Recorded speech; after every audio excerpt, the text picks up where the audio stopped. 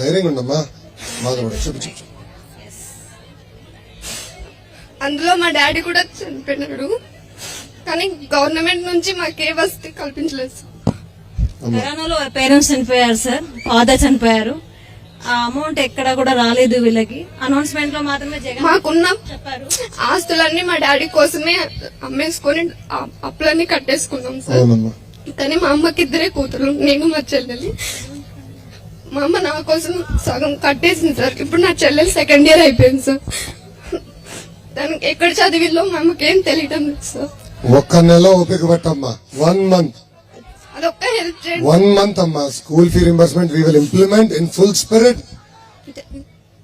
మిమ్మల్నే కాదు మీ చెల్లిని కూడా చదివించే బాధ్యత తెలుగుదేశం జనసేన ప్రభుత్వం తీసుకుంటుంది.